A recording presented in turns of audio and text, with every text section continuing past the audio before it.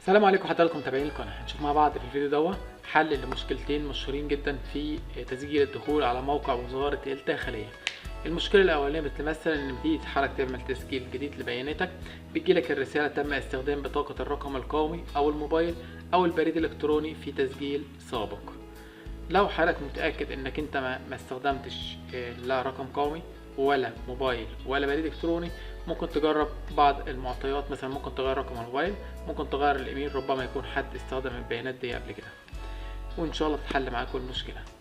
المشكله التانية حضراتكم بتجيلك الرساله، بتيجي حضرتك تسجل بياناتك، عملت حساب قبل كده على الداخليه وعملت تصريح سفر او استخدمت موقع وزاره الداخليه في اي حاجه قبل كده، وحبيت فيما بعد او لاحقا عايز تدخل على موقع وزاره الداخليه علشان تطلع تصريح سفر او تعمل اي خدمه تانية عليه. فتيجي تدخل حضرتك بياناتك، بتجيلك الرساله بيانات الدخول ليست صحيحه. بتجرب حضرتك كل الايميلات اللي عندك وبتجرب البيانات او احتمالات كلمات المرور، ما عرفتش حضرتك يبقى في حلول تانية. لو حضرتك قابلتك المشكلتين دول، تواصل مع المكتب مباشرة من خلال الواتس اللي هو 010 6 140 9862. المكتب بيقدر يحل لك المشكلتين دول، مشكلة الدخول على حسابك على موقع وزارة الداخلية. المكتب بيحتاج حوالي 4 ايام لحل المشكلة دي.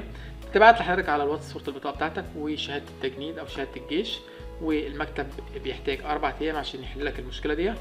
ولو انت حضرتك محتاج تصريح سفر، المكتب بيقدر يطلعه لك في خلال ساعة بعد ما يتحل المشكلة. يبقى المكتب ليه القدرة ان هو يحل مشكلة بيانات تسجيل دخول خاطئة. والمشكلة التانية تم استخدام الرقم القومي او الايميل او التليفون في تسجيل سابق.